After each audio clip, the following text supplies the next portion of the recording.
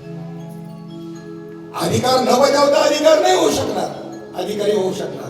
दुसऱ्या स्कंदामध्ये साधन सांगितलं. दुसरा स्कंद जो आहे ना, साधन सांगितलं. विदुर काकांच्या माध्यमामधून ज्या वेळेला भगवान परमात्मा निजधामाला जात असताना 12 ज्योतिर्लिंगातलं गुजरातमध्ये जे सोरठी सोमनाथ ज्योतिर्लिंग आहे तिथून काहीतरी 7-8 किलोमीटरच्या अंतरावर सरस्वती नदी समुद्राला येऊन मिळते. तिथे प्रभास नावाचं क्षेत्र आहे आणि त्या प्रभास क्षेत्राच्या ठिकाणी भगवान परमात्म्याने आपला देह व्याधाच्या बाणाने जो ठेवला, त्याच्या अगोदर संपूर्ण कुळाचा नाश केला. तो भाग आता मला सांगायचा नाही. आणि त्यावेळेला तिथे हे सगळं घडतानाच आपल्या कुळाचा नाश करणारा परमात्मा संतांचं कुळ मात्र नष्ट होऊ नये म्हणून किती तत्पर आहे. हे श्रीमद भागवताचं ज्ञान त्याने उद्धवाला सांगितलं. आणि उद्धवा, तू इथे थांबू नकोस, तू इथून बद्रिकाश्रमाला निघून जा. त्याला का सांगितलं? ही ज्ञानाची परंपरा चालवण्याकरता त्याच्यावरती जबाबदारी दिली. तो म्हटला, तुमचा विरह मला सहन होणार नाही, मी काय करू? देवाला सांगितलं, घाबरू नको, माझं जे तेज आहे ते या भागवतामध्ये मी घालून ठेवलेलं आहे आणि ते भागवताचं ज्ञान मी तुला दिलेलं आहे, ते आठवण्याचा प्रयत्न कर, तुला माझा विरह जाणवणार नाही. तरीही भगवान परमात्म्याला चुकून तिथपर्यंत उद्धव आलाय. कुठपर्यंत? प्रवास क्षेत्राच्या ठिकाणी, जिथे व्याधाच्या बाणाने देह पडतो आणि त्याच क्षणाला उद्धव समोर जातो. आणि त्या उद्धवाला सांगितलं, पुन्हा तुला मी सांगितलेलं असताना सुद्धा तू या ठिकाणी हे पाहण्याकरता आलास का? तू माफ करा मला, मी तुमच्या आज्ञेचं उल्लंघन केलं, परंतु मला राहवतच नाही. बघ, अजून निश्चय कर, मी देहाने इथून जरी चाललेलो असलो तरी तत्वाने मी कुठे जात नाही, कुठे येत नाही. आणि त्याचं तेज या ग्रंथात आहे. तुला विरह माझा वाटेल त्यावेळेला श्रीमद भागवताचं चिंतन कर. आणि अजून एक सांगतो बघ, माझा विदुर काका आहे ना, तो त्या ठिकाणी भेटला ना, तर त्याला फक्त सांग, काय सांग, की मैत्रेय ऋषींकडून तुला या भागवत ज्ञानाचा उपदेश होईल. उद्धवाच्या जागेवर मी जर असतो तर मग मी दिलं तर नाही का चालायचं म्हणलं असतं. अशी तळतळ येते ना, अशी तळतळ येते ना. अरे, ज्याचा त्याचा गुरु नियत गुरु ठरलेला आहे. डोकं खराब करून घेऊ नका, दुसऱ्याची बी खराब करू नका, नुसती इकडचे तिकडचे वड्याचा प्रयत्न करू नका, काही उपयोग होणार नाही. ज्याचा त्याचा नियत गुरु भेटल्याशिवाय त्याचा निश्चयच होणार नाही. त्यांनी काय सांगितलं तुला? या विदुर काकाला काय सांग, मैत्रेय ऋषींकडून या ज्ञानाचा उपदेश होईल. तू त्याला सांगा नाही म्हटले? हो, सांगा ना, तू त्याला सांगा नाही म्हटले? ज्या वेळेला रामदास स्वामींचे शिष्य तुकोबारायांचा अनुग्रह घेतलेल्या एका ग्रस्ताला भेटले आणि त्यांचं ते बैठकीचं दासबोधातल्या परखड उभ्या तो अनुभव त्याच्यावरती ऐकल्यानंतर तो भारावून गेला.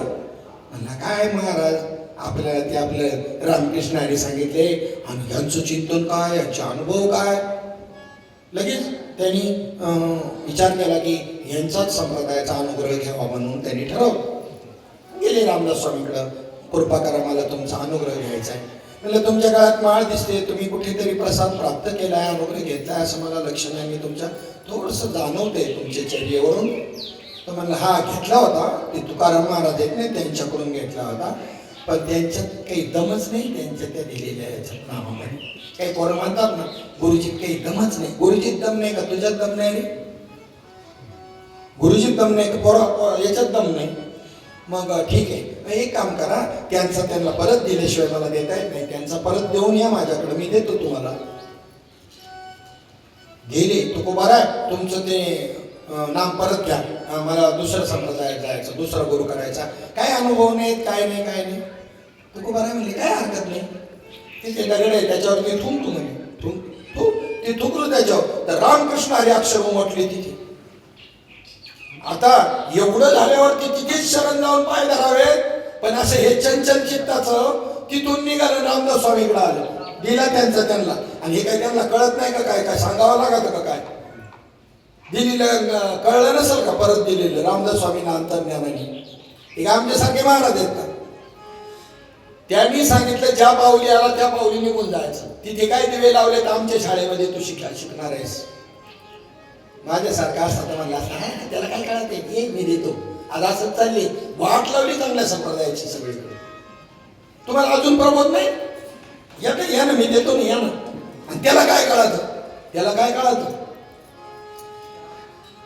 बाबा सांगायचे गाडी चालवण्याचं जे लायसन दिलं ना ड्रायव्हरला, ते गण्यामध्ये नाही दिलेलं. काही कोण करता त्या ड्रायव्हरच्या बद्दल बोलायचंय का त्यांना? जे अधिकारी आहे ना त्यांच्याबद्दल बोलायचंय. कमी लेखू नका अधिकाऱ्याला. तुमचं काय बिघडलं असेल जवळ ते प्रकृतीचे दोष असू शकतात अधिकाऱ्यामध्ये, परंतु मात्र ह्याच्या बाबतीमध्ये एक वाक्यताच आहे त्या अधिकाऱ्याची. हे त्यांना सांगायचंय. गण्यमाप्याने लायसन नाही दिलेला, त्यांच्या सर्व इंद्रियांना वळण पडलेलं आहे, सहज गाडी चालवतात, मग लायसन दिले. हे त्या लायसन बद्दल सांगायचे का हे दिलेल्या लायसन बद्दल सांगायचे? प्रकृतीचे गुणधर्म गुणदोष असू शकतील काही, पण ह्या बाबतीमध्ये परफेक्ट आहे, प्रत्येकजण परफेक्ट आहे हे सांगायचं. मग त्या ठिकाणी उद्धवाला ज्या वेळेला त्या ठिकाणी सांगितलं काय वहा विदुराची भक्ती काय असेल.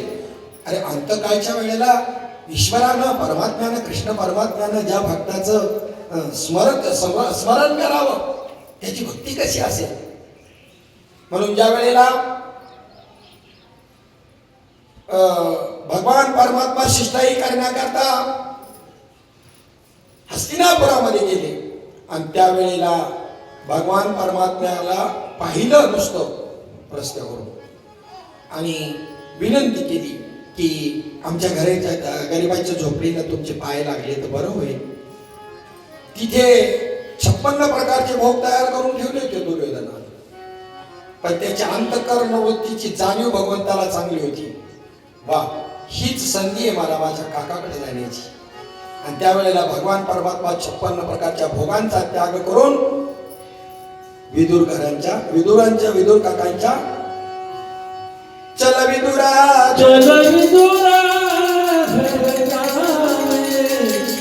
उद्धवजी चल विदुरा उद्धवजी चल विदुरा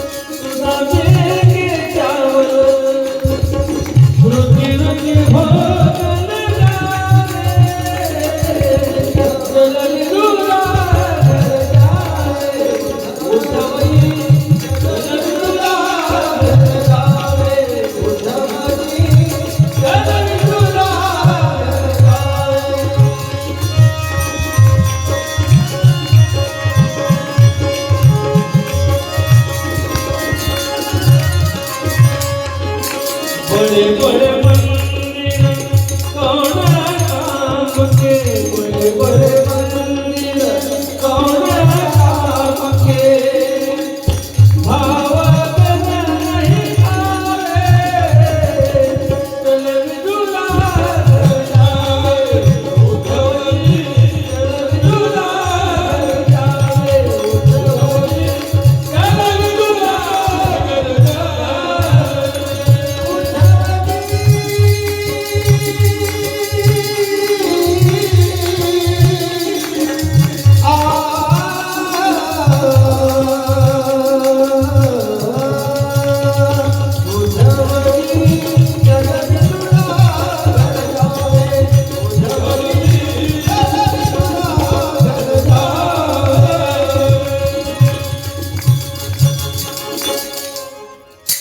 विदुरा घरच्या भक्षुनी कन्या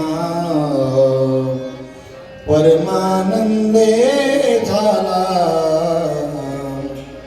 मनमोहन मनमोहन मनमोहन मनमोहन मुरलीवाला नंदाचा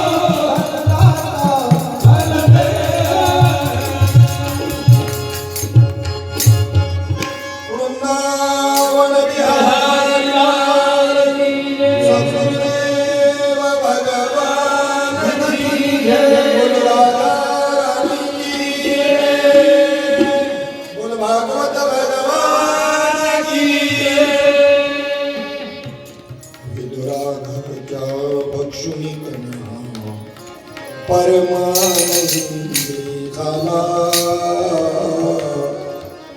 मनमोहन मनमोहन मनमोहन मुरली झाला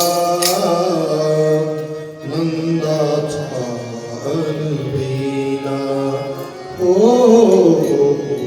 नंदाचा अनवीना. तिथून निघाले. विदुर काका तर घरी नाही.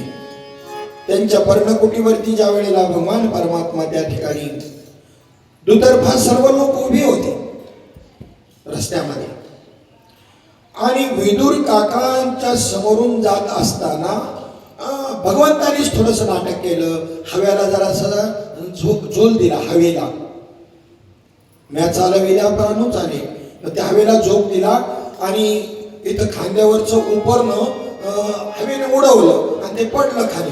पडल्यावरती उचलायला म्हणून विदुर काका खाली वाकले आणि समोरून परमात्म्याने येऊन त्यांच्या कानामध्ये सांगितलं जेवायला येणार आहे.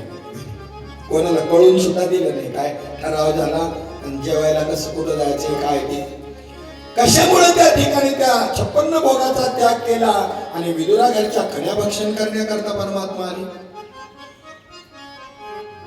त्यांच्या पत्नीची भक्ती बी पहा किती आहे. देहाशी तादात्म्यच नाही आणि जोपर्यंत देह तादात्म्य नष्ट होत नाही तोपर्यंत भक्तीला सुरुवातच नाही. देह नव्हे असं नाहीये तो प्रमाण. गाथ्यामध्ये बी देह नव्हे मी हे सरे पण त्याचा विचार का करत नाही बरेचसे लोक. भले भले बर का वेदांताचार्यांनी सुद्धा देह नव्हे मी हे सरे म्हणलेले. बाकीच्यांचं ते इतरांचं सोडा पण देह मी हे सरे अर्थ करा ना तुम्ही. देह मी नाही हे सरायला पाहिजे का देह मी हे सरायला पाहिजे. काय म्हणतो त्याचं तर डोक्यात घ्या जरा. अर्थ करायचा ठरल्यावर अर्थाकडे जायचंच नसत तर मग म्हणा काही बी. काय म्हणतो शब्दाचा विचार करा. देह नव्हे मी देह नव्हे हे सरे. अरे हे सरे कसं इथं स्वीकारायचंय ना आपल्याला. बघा लक्षात येते का तुमच्या. देह नव्हे मी हे जर सर्व संपूर्ण टाकायचं म्हणजे मी देह आहे असं म्हणायचं असा होतो ना अर्थ त्याचा. देह मी हे सरे मग उरला ओरे विठ्ठल. अर्थ केल्यानंतर त्या ठिकाणी काय आहे हे लक्षात. देह तादात्म्य सुटलं पाहिजे.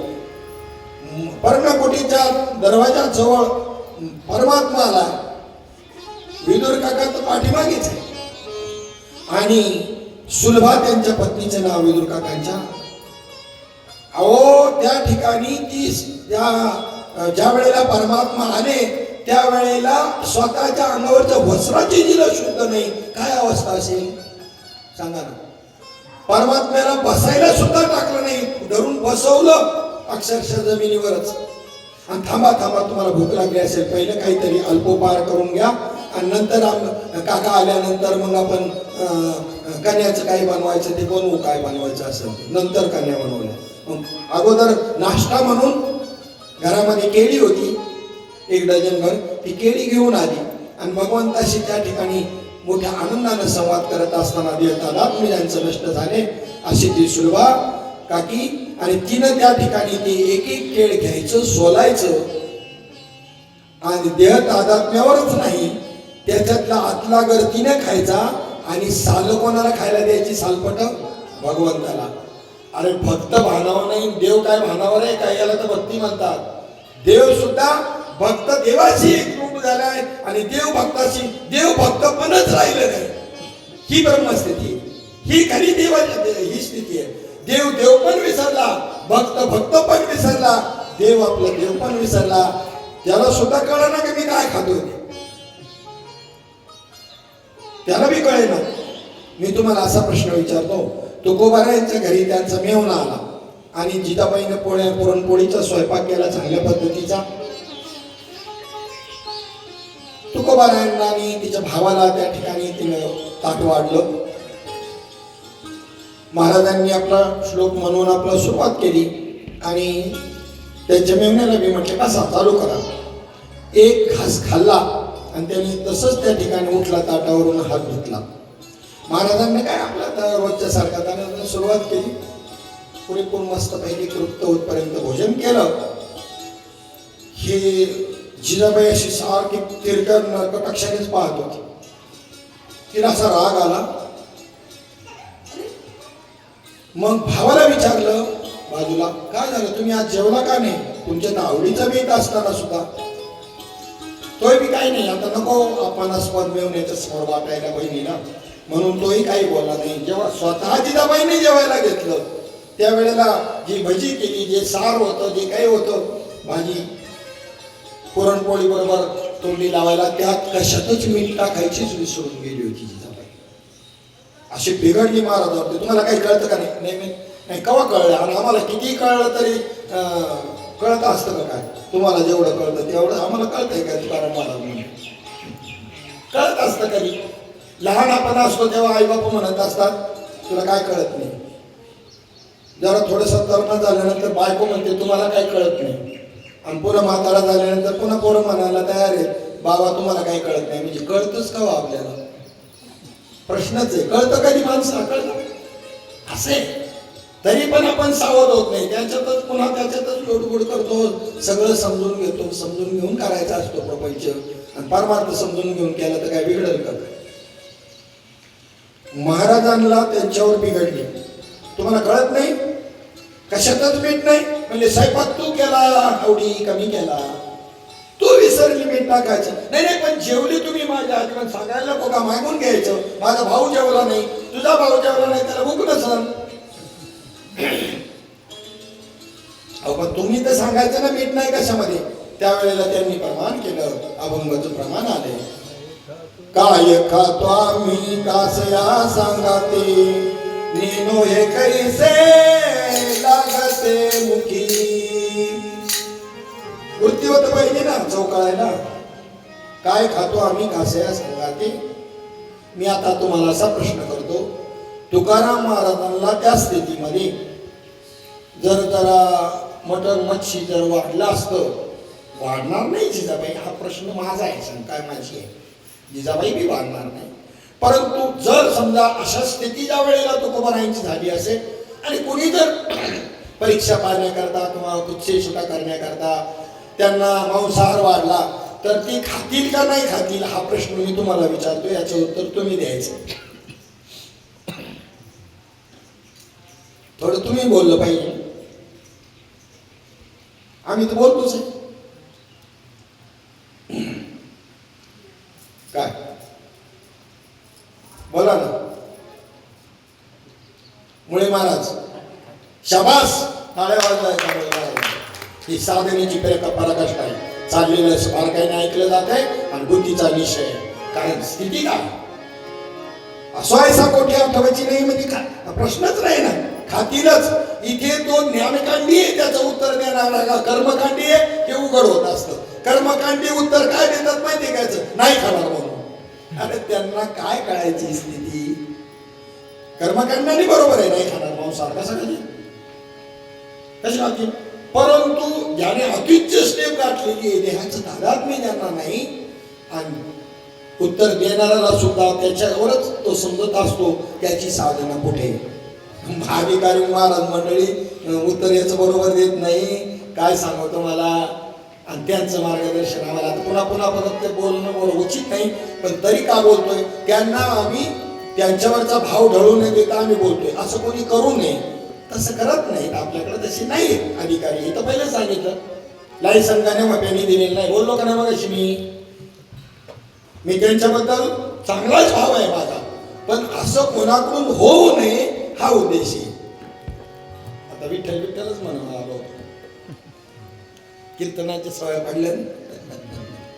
असो, कसा आहे भक्त, कसा आहे भगवंत, आणि हे बाकीचे दैवत कशी आहेत तरी त्यांना भजल्याशिवाय आम्ही राहत नाही. आम्हाला ते बी चालत आहे. सेंदरी हेंदरी दैवते कोण पूजिती भूते खेते, आपुल्या पोटाची रडती मागती शिते अवदान. परमार्थी माणसांनी तरी पांडुरंगाची भक्ती करणाऱ्यांनी सद्गुरू कृपा ज्यांच्यावरती झाली त्यांनी या दैवतांची भक्ती करावी. वंदन जरूर सगळ्या देवतांना वंदन करायचं. पण ते जर मागत असतील 2 पायाचं पाहिजे, आपलं 4 पायाचं पाहिजे, तर द्यावं का? हा? द्यावं? काय विषय झाला म्हणजे आम्हाला हे बी चालत आहे ना, आम्हाला ते बी चालत आहे, ती बी नाराज नाही व्हायला पाहिजे. अरे हा प्रसन्न होणार नाही, ते नाराज तर होणारच आहे, पण हा प्रसन्न होणार नाही, ध्यानात ठेवा. असो, ही विदुर काका ज्यांना मैत्रेय ऋषींकडून त्या ठिकाणी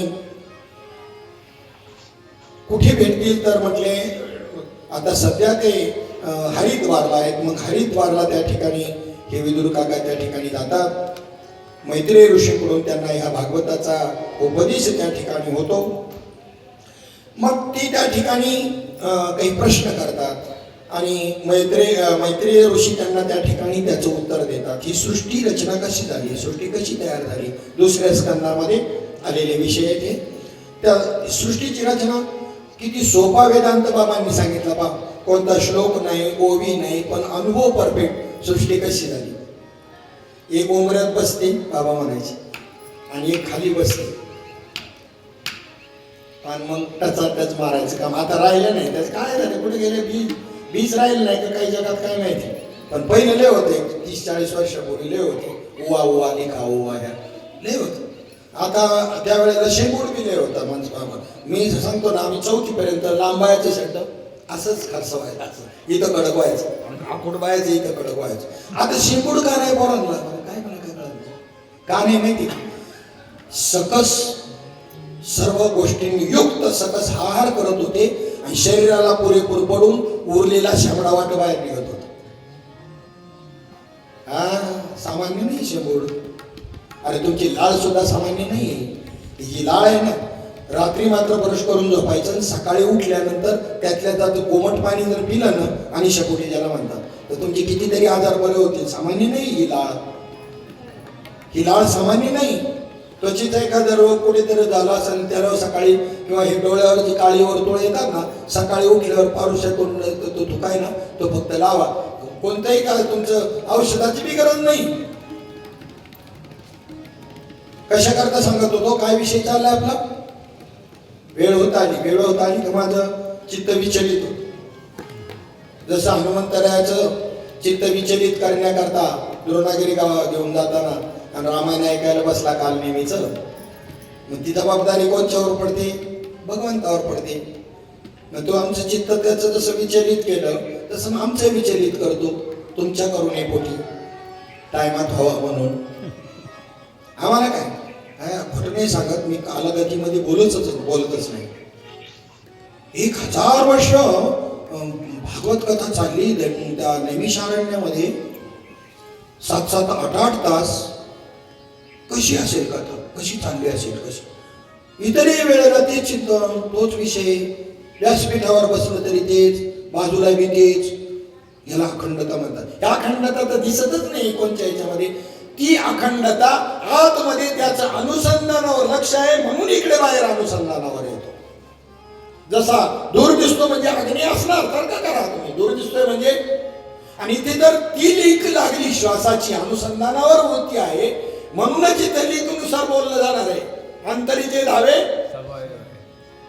असं क्रियेने त्याला म्हणायची गरजच नाही, त्याचा जप करायची गरज नाही. तो रंगला या रंगी तुका विठ्ठल सर्वांगी असा जो झाला तर त्या ठिकाणी तो त्याच्याशी तद्रूप होतो. आणि भगवंत यांच्या तुमच्या करुणेपोटी मग त्या नामाला सावध करतो. आमच्या कथेवरचं चित्त उडालं की आम्ही घड्याळाकडे पाहायचं, टाइम होत आलाय, देवाने आम्हाला इंटिमेशन दिलं, आवरून घ्या. नाही तर कधी कधी वाटतं ना, दिवशी सांगितलं की हे शब्दाचं ज्ञान, शब्दाचं व्यसन आणि बोलायचं व्यसन मला राहिलेलंच नाही, खरंच राहिलं नाही. काही नाही करावं असं वाटतं. आपण आपला अभ्यास करावा, चिंतन करावं असंच वाटतं. पण श्री गुरुची आज्ञा म्हणून या गोष्टी करायच्या. पण आता त्यांच्याकडे माफी मागून आता सांगणार आहे, आतापर्यंत तुमची आज्ञा पाळली, आता बस झालं, आता थोडासा आनंद घेऊ द्या मला माझ्या पद्धतीने असं वाटतं. आता मी ठरवलेले हे टायमिंगचं लिमिट आणि हे व्यावहारिक माणसांकरता असतं आणि आपल्याला तर अनलिमिट करायचंय. तर एक आता इथून पुढे दगड घेणार, पुढे मांडणार आणि त्याला सांगणार तू श्रोता आणि मी भागवत सांगणार तो ऐकायचं. असं ठरवलंय आता, बघू कसं कसं काय होतंय. चला पुढे. ह्या विदुर काका जो आहे, ह्या विदुर काका कोण होता? काल कोणीतरी उल्लेख केला, काल परवा, की मांडव्य ऋषींचा मांडवगण म्हणून कोणीतरी विषय झाला. मग असं का? हा बरोबर, चव्हाण महाराजांनी सांगितलं.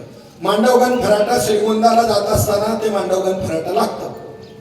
तर तिथे मांडव्य ऋषी जी होते, ही मांडव्य ऋषी जी होते त्यांची कथा आहे की त्या मांडव्य ऋषींनी काय केलं, कथा झालेली आहे त्यामुळे मी त्याचा जास्त विस्तार करत नाही. पण त्यांना ज्या वेळेला सुडावर चढवण्यात आलं त्यावेळेला त्यांनी सांगितलं चूक तुमची नाहीये. राजाला बी म्हणलं की चूक तुमची नाहीये, मी ही चोरी केलेली नाही, तुमच्या सेवकांनी पकडून आणलं, मी तुम्हाला नाही जाब विचारणार, मी त्या यमाला जाब विचारेन. का रे बाबा, मला आठवतं तसं जेव्हा मी जाणीवीत आली माझी वृत्ती तेव्हापासून इथपर्यंत कोणत्याही प्रकारची हत्या मी केलेली नसताना मला हे सुरावर का चढवलं? तर त्यानंतर त्या ठिकाणी यमाला त्या ठिकाणी त्याने आवाहन केलं की सांगा मला ह्या कोणत्या कर्माचे हे फळ आहे, हे कधीच आहे? मागच्या जन्मामध्ये तुम्ही लहानपणामध्ये अजाणतेपणे एका भुंग्याला काटा टोचला होता आणि त्याचं दुःख तुम्हाला भोगावं लागतंय. पहा किती कर्मात सावधान असायला पाहिजे. आपण म्हणतो मी काय त्याचं बिघडवलं नसतं तरी सुद्धा त्यांनी असं का केलं, तुला आठवण नाही. कोणाकडे असं वाकड्या नजरेनं पाहण्याचा सुद्धा अधिकार देवाने कोणाला दिलेला नाही. याचं केवळ कारण केले कर्म झाले, फक्त स्मृती नाही आपल्याला. ते कोणत्याही जन्मामध्ये घडलेलं असत, कोणाला जे जे तुम्ही प्रेझेंट दिला असत लग्नाच्या वेळेला तुम्हाला त्या ठिकाणी ते प्रेझेंट तो तुम्हाला देणार. त्या देवी आहेरमध्ये एक प्रकार असतो बरं काय, एक प्रकार असा असतो की जे कपड्यांचे आहेर येतात त्याच्यामध्ये आमच्याकडे त्या चिठ्ठ्या घालून ठेवतात त्यांच्या नावाच्या आणि त्यांना तो परत दिला जातो. आणि ही ईश्वराची योजना आहे, ज्याचा त्याचा आहेर ज्याला त्याला परत करायचा. काही पत्रिकात खाली लिहिलेलं असतं आहेर स्वीकारले जाणार नाही. आम्ही सांगतो आहेर स्वीकारले जाणार नाही तर मग मी बी नाही येणार, मला न द्यायचं तुमच्या लग्नात. हा, आहेर स्वीकारायचा असेल तर आम्हाला बोलवा, नाही तर मग आम्ही नाही येणार तुमच्या लग्नात. तर सांगण्याचं तात्पर्य असं की तेही कर्म त्यांना चुकलं नाही आणि पण तरी सुद्धा त्या यमाला शाप दिला मांडव्य ऋषींनी. मृत्यू लोकामध्ये एका दासीच्या पोटी तू त्या ठिकाणी जन्म घेशील आणि ते विदुर काका आहेत, मांडव्य ऋषी ते विदुर काका आहेत. अनेक प्रकारचं तत्वज्ञान या दुसऱ्या स्कंदामध्ये सृष्टीची रचना कशी झाली हा पहिला प्रश्न विचारला त्यावेळेला. त्याबद्दल मी सांगत होतो की बाबा सांगायचे की ही उवा मारत बसायच्या ह्या महिला एकमेकाच्या. त्यावेळेला सहज विचारलं की त्या स्त्रीनं आपल्या नवऱ्याला विचारलं की नवऱ्याने प्रश्न विचारला होता की ही सृष्टी कशी झाली रे? ती म्हणली सांगू का, तुमची आई आता नाहीये पण ती पहिल्या ज्या काही सासवा होत्या त्या पाठजाळ्या पोटजाळ्या होत्या. पाठजाळ्या पोटजाळ्या म्हणजे पोटभर ज्या पोटाला न देणं त्या पोटजाळ्या, आणि काम चुकलं की पाठीवर मारायच्या त्याला पाठजाळ्या म्हणायच्या. अशी होती. महिनाभर पाणी नाही मिळायचं डोक्याला आंघोळीला आणि मग त्याच्यामध्ये ओवा व्हायच्या. ह्याचं मी तुमच्या आईनं पेरलं होतं का तुम्ही पेरलं होतं सांगा. तशी सृष्टी झाली. बघा केवढा मोठा वेदांत सोप्या भाषेत सांगितलं. आणि या सृष्टीचं वर्णन कोणी भागवताचार्य दुसऱ्या स्कंदातल्या सृष्टीचं वर्णन का करत नाही तर त्याचं कारण असं आहे, जगताचं सृष्टीचं वर्णन ज्याच्यावरचा मिथ्यात्वाचा विषय करायचा आहे, ज्याला तर आपल्याला त्याज्य करायचंय, जे स्वीकारायचं नाही तर त्याचं वर्णन का करायचं, म्हणून भागवताचार्य ते वर्णन करत नाही. सृष्टी कशी निर्माण झाली. काही गोष्टी टाकण्याकरता स्वीकारायच्या आहेत आणि काही स्वीकारण्याकरता स्वीकारायच्या आहेत.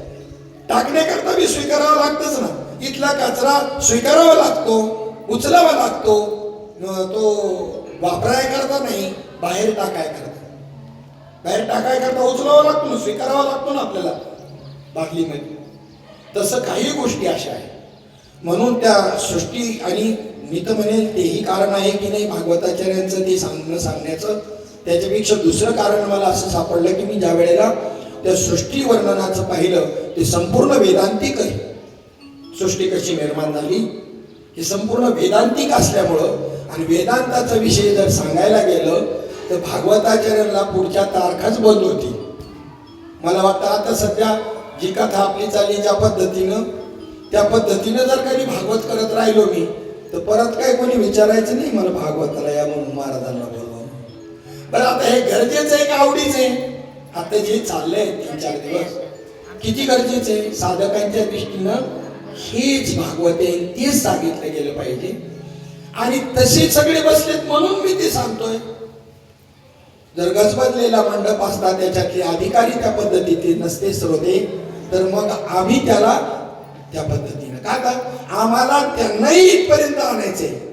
पण आता ते कोणीच नाहीये ज्यांना ती कथा त्यांना ते गायन त्या पद्धतीनं रंग भरायचा ती नसल्यामुळं भगवंतानेच तो निर्णय घेऊन माझ्या मुखातून तसं बदलतो. मी काही ठरवलेलं नाही. मी ठरवलेलं सांगतो ना माझ्याकडे त्याची लिस्ट आहे. कशा पद्धतीनं कथा करताना अगोदर चिंतन करून ठरवत असतो. हे पहा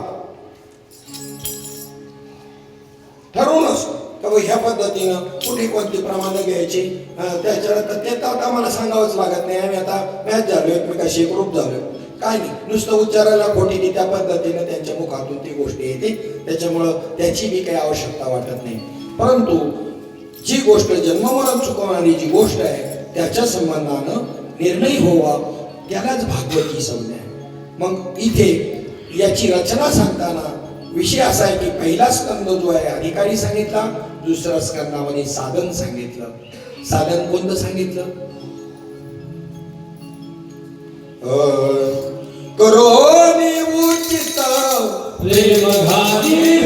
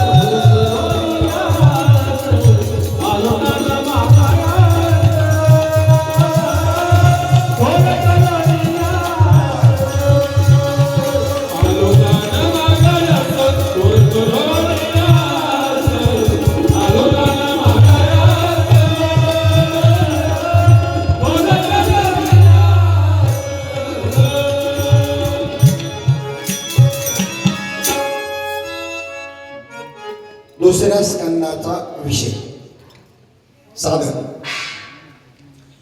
जनाबाईचा एक सुंदर अभंग आहे सर्वांना माहिती आहे. दरीला पंढरीचा चोर आणि पुढे काय आहे? प्रेमी बांधोनिया दोर आणि म्हटलं काय जाते गळा बांधोनिया दोर. मग जर गळा बांधोनी आहे पुढची सगळ्या चरणांचा विचार केला तर भगवत प्राप्तीचं साधन त्यात सांगितले. ते साधन कुठे आहे? तर हे साधन आहे प्रेमे बांधोनिया दोर. प्रेमाने भगवंताला आपलासा केला आणि हृदय बंदीखाना करून त्यात आत कोंडला. म्हणून आपण म्हणताना त्याचा विचार करत नाही. अर्थ करताना मग आपल्याला वाटतं अरे चुकलं काहीतरी. धरीला पंढरीचा चोर प्रेमी बांधोनिया दोर. तर प्रेमाने त्याला मजवश्य करावया लागी. सामर्थ्य नाही अष्टांग योगी. कोणत्याही साधनानं मला अवश्य करता येत नाही पण प्रेमानं मला बांधता येतं. प्रेमानं आपलासा करता येतं. भावधरारे भावधरारे आपुलासा देव करारे. भावदया गाठी तया लाभ उठा उठी. काही न लगे भावाचे कारण तुका म्हणे विठोबाची शपथ घेऊन सांगतो केवळ आणि केवळ भगवंताला भक्ताला भावच पाहिजे. देवा कारणे भावत अस्मात द्यावे न लगे फारसे चित्त झाले एक चित्त तरी बहुत तेवढ्यासाठी नका करू आता हात गा. भाव पाहिजे भक्त. माझा भाव तुझे चरणी, माझा भाव तुझे चरणी, माझा भाव तुझे चरणी. तुझे रूप माझे नयनी, तुझे रूप माझे नयनी. माझा भाव तुझे चरणी, माझा भाव तुझे चरणी. सापडलो एका सापडलो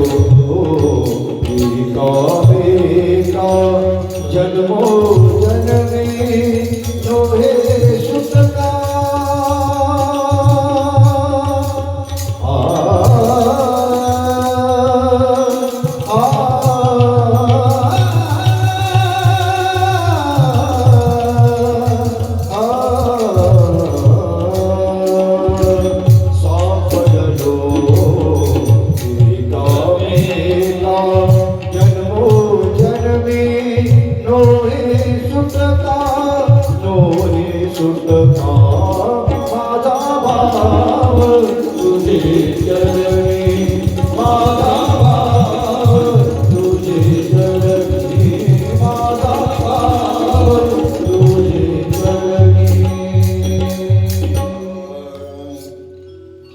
सापडलो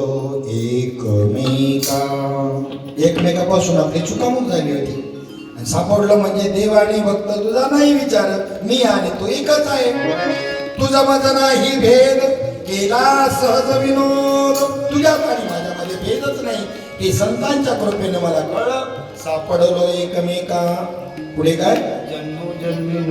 जन्मोजन्मी नवे सुख. आता आम्हाला किती जन्म जरी प्राप्त झाले तरी आता तू आमच्यापासून दूर जाऊ शकत नाही, आम्ही तुझ्यापासून दूर जाऊ शकत नाही. आता जन्म जरी झाले तरी तू का म्हणे गर्भवासी सुखे घालावे. विवेकानंद म्हणतात वाळवंटामधून मी चालत होतो, मला अतिशय तहान लागली होती. दुपारचं कडक ऊन आणि मला एक तळ दिसलं. वा वा, आता जाऊन एवढं पोटभर पाणी पिईन, स्नान बी करीन.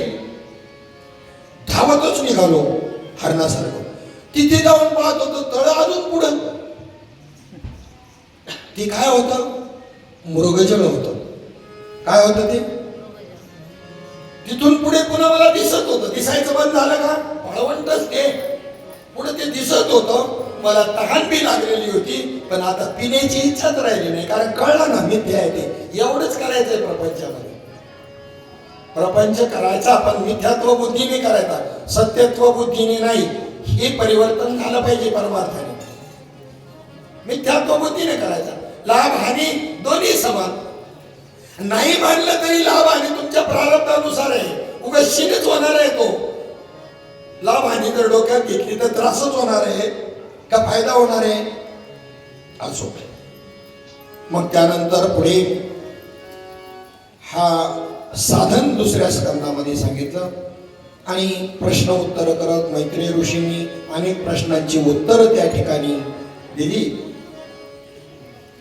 त्याच्यामध्ये भागवताचा चतुश्लोकी भागवताचा विषय जो आपण सकाळी पाहिला तोही प्रश्न या ठिकाणी विचारला गेला, त्याचंही उत्तर दिलं, तो विषय आपण पाहिला. आणि दुसरं, ही प्रत्येक जी काही 12 स्कंद आहेत त्या प्रत्येक 12 स्कंदाला एक एक लक्षण 10 लक्षण महापुराणाची जी आहेत त्याच्यातली सांगितली. तर पहिला 2 त्या ठिकाणी स्कंद सांगितलं, अधिकारी आणि साधन. आणि उरलेले जे 10 स्कंद आहेत त्याच्यामध्ये कसं वर्णन आहे पहा. तर ही जी 10 लक्षणं आहेत ती कोणती कोणती आहेत? सर्ग, विसर्ग, स्थान,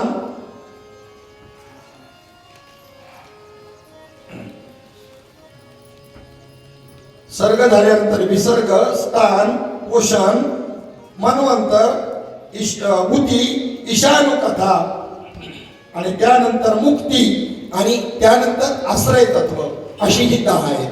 आश्रय तत्व म्हणजे परमात्म्याला म्हटलेलं आहे आणि त्याचा दृढ निश्चय होण्याकरता ही जी काही त्या ठिकाणी अगोदरची 9 लक्षणं त्या ठिकाणी सांगितली. त्याच्यामध्ये सर्ग म्हणजे काय की जी अपंचीकृत पंचमहाभूत निर्माण केली. अपंचीकृत म्हणजे त्यांचं पंचीकरण नाही झालं. पंचीकरण कसं होत असतं की एखादी मातीचा मडका आहे, त्याच्यामध्ये 1/2 भाग पृथ्वी तत्वाचा आहे. मातीचा आहे ना मडका, किती भाग? अर्धा भाग कशाचा आहे आणि उरलेला अर्धा जो आहे ना, तर त्याच्यामध्ये प्रत्येकाचा 1/8 1/8 1/8 1/8 म्हणजे पृथ्वीचा 1/2 मडक्यामध्ये, आप, तेज, वायू आणि आकाश या प्रत्येकाचा 1/8 1/8 1/8 1/8 असं मडकं बनलेलं आहे. ज्याच्यामध्ये जलतत्व विशेषत्वाने आहे त्याचा 1/2 भाग असेल आणि बाकीच्यांचे 1/8 1/8 1/8 1/8 असतील. मग ही अपंचीकृत होतं आणि त्याचं पंचीकरण केलं. मग अपंचीकृत भूत म्हणजे सर्गसृष्टी. आणि ब्रह्मदेव जो आहे, या ब्रह्मदेवाला निर्माण केलं आणि त्याच्याकडून जी सृष्टी झाली ते दुसरं तत्व, त्याचं नाव आहे विसर्ग सृष्टी. गोकुळातल्या लीलेमध्ये ब्रह्मदेवाला भ्रम झाला.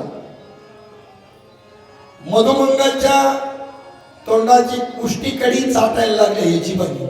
म्हणला मी याला आतापर्यंत देव समजत होतो, यज्ञ होम हवनामध्ये याला किती पवित्रता द्यावी लागते, मग तो भाग हा स्वीकारतो. हा कसा देव असन? मधुमंगलचं खरकट तोंड चाटतोय. आणि भ्रम निर्माण झाला ब्रह्मदेवाला. त्यांनी कृष्ण आणि बलराम यांची गायवासरं वगळून बाकी सगळे गोपाळ आणि गोपाळांची गायवासरं चोरून नेली सत्य लोकाला. देव म्हणला अरे माझ्या सर्ग सृष्टीतली तत्व घेऊन तू विसर्ग सृष्टी बनवलेली आहे.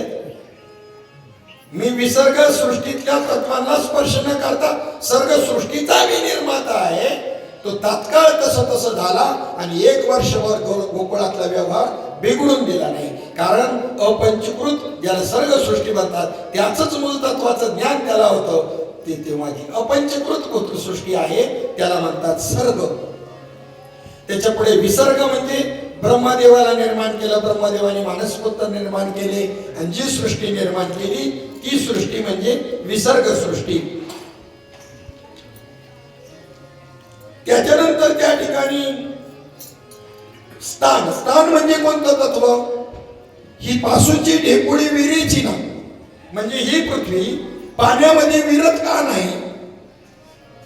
तर त्याचं कारण 3/4% पाणी आहे पृथ्वीवर आणि 1/4 फक्त जमीन आहे.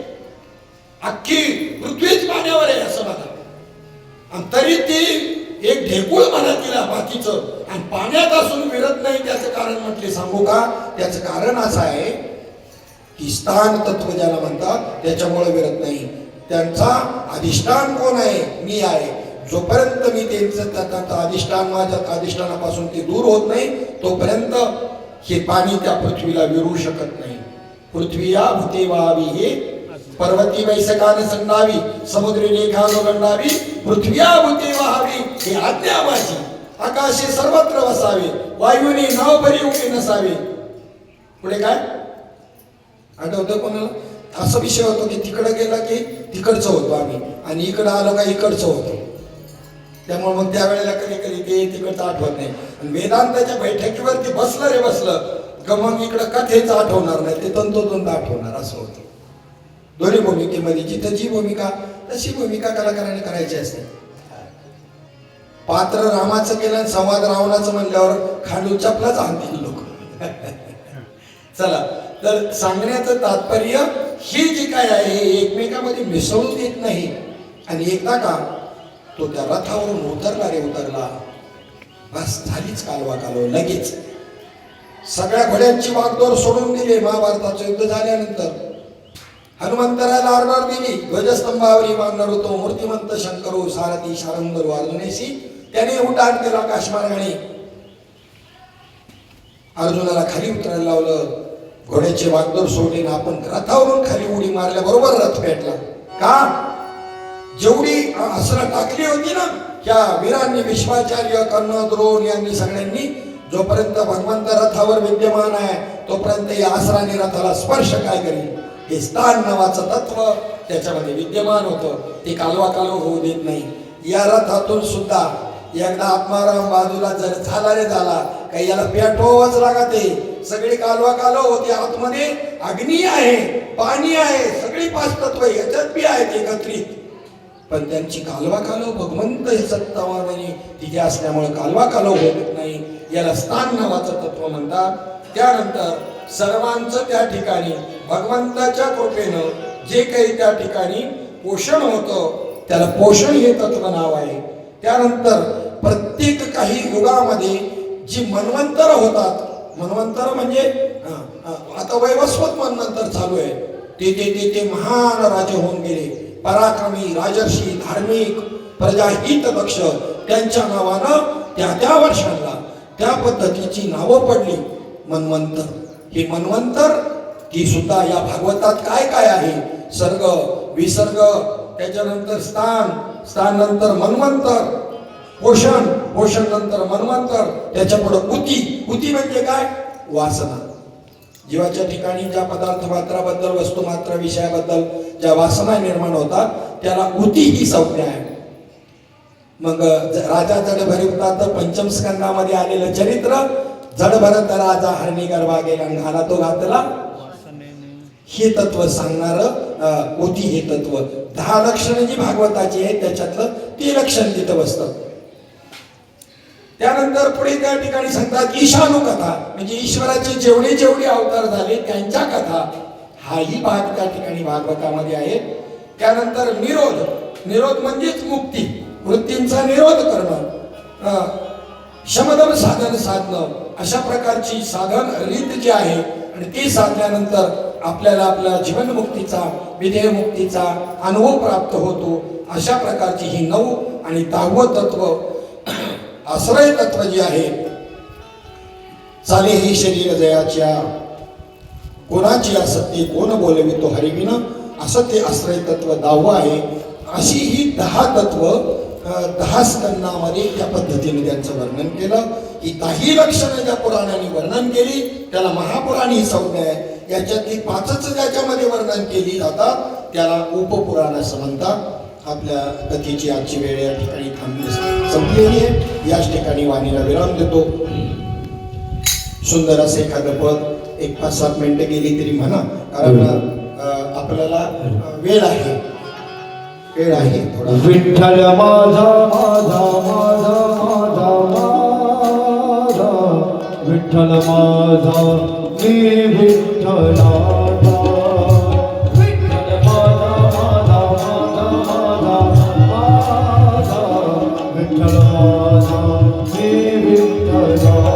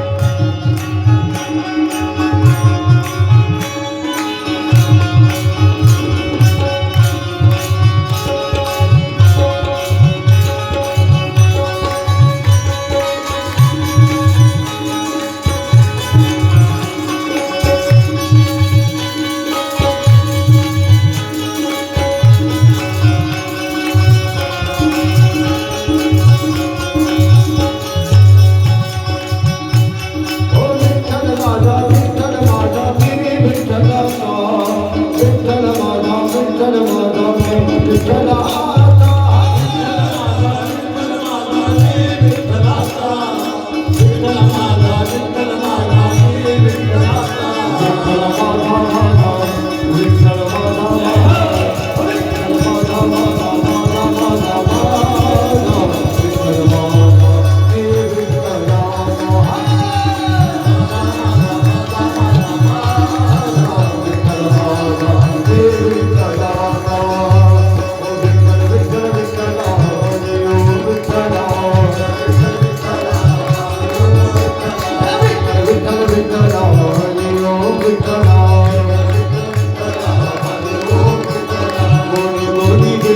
Hare